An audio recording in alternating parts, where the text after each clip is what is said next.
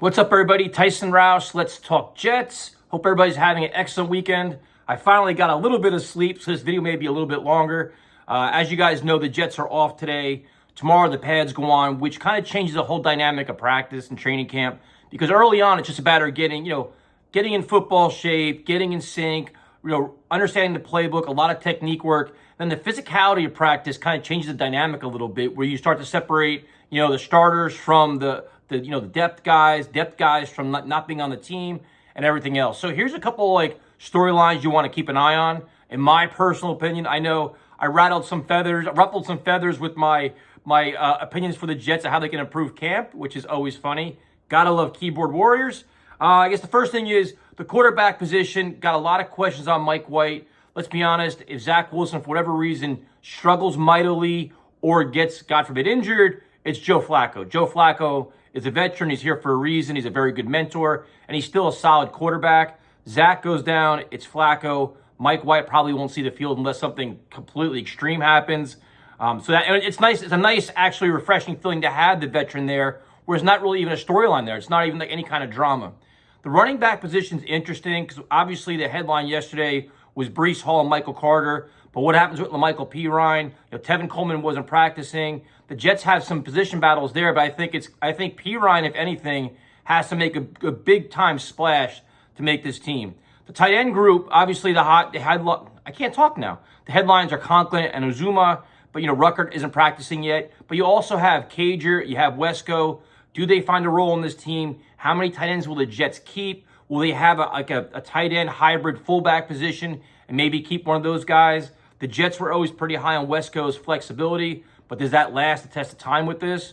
The next one is the offensive line group, where, right now George Fant isn't really practicing. He's practicing, but not full speed. And I continue to say I hope the Jets sign a backup tackle. But in the meantime, can Chuma Doga earn a spot? Where is the depth going to come from? Is Max Mitchell more of a project than a starter? A starter this year if he had to play. So the offensive line is going to be a lot of interesting battles there to see who could step it up. The wide receiver group is interesting because, Braxton Berrios is a little banged up, so he was doing return duties yesterday, but you know what he is. And I think he's an emerging receiver, to be honest with you. Not like an Elijah Moore emerging, but I think he's still a very good player. But, Denzel Mims had the first flashy practice. Yesterday didn't do much, got really frustrated. He had an argument with Cager on the sideline. What are you going to do with him? But then Rashard Davis yesterday had 2 excellent catches. So does he kind of take over, some momentum? I think you have Calvin Jackson. You have other guys where this is your time to shine, man. In preseason and training camp when the pads. And I'm looking forward to the joint practices as well, because that's where the intensity really heats up. So keep an eye on what happens with Mims and Davis. And then you also got to see, how does Zach Wilson handle all these guys? How much does he feed them? Where yesterday you saw the struggles with Garrett Wilson, where he was getting open and Zach wasn't seeing him because maybe he was keying on Elijah Moore or Corey Davis instead. On the defensive side of the ball, and let me say this, I think this is going to probably be the first time in a while where the Jets cut guys that are good and will be signed elsewhere quickly. In the past, when Jets would sign guys and we'd be all upset, they really wouldn't go anywhere or do anything.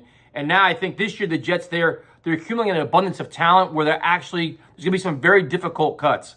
The defensive line is, going to be fascinating to me because you have a lot of explosive guys and quality pass rushers. Bryce Huff, to me, yesterday was exciting. But it's hard to really tell when you're only in shorts and not pads. So, I've been guilty of this myself, going into practices where you see guys, you're like, dude, this guy's going to be a star. And then once the pads start popping, they get hit a little bit. The offensive line can be more physical. They slow down. They can't get free. And you're like, Tyson, what the hell are you talking about? But the defensive line's got a lot of competition, man. Vinny Curry, and, Martin, Rankins, all these guys in the middle. I like what I saw John Franklin Myers yesterday and Michael Clemens. But, I think there's just so many guys. How many do you keep? And you also can make an argument that Jets probably still need a run stuffer. If that's, So how do they handle that?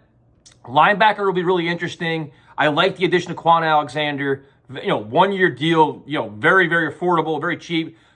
Good job by Joe Douglas. But does he add competition to the mix? Does he replace somebody? Can he move Quincy Williams out? Can he get more playing time? How do they handle that? What's what is Jamie and Sherwood doing? What is Nasruddin doing? There's a lot of other guys there that are fighting for spots. How are they going to make their impact now, especially the ones coming off of injuries? Let me see. I'm probably talking pretty fast here. 'Cause I'm getting ready to go to the beach. But the secondary is really interesting too because they have a lot of young talent. But the one spot I'm most curious about is the safety position, where LaMarcus Joyner, many think is going to be the starter. Can Pinnock slide in there? Can Will Parks slide in there? Who are going to be the safeties going around with Jordan Whitehead?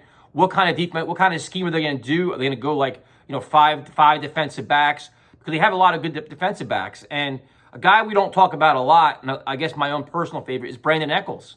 How much more playing time will he get? Who's going to work in the slot? Is that Michael Carter's spot going to be?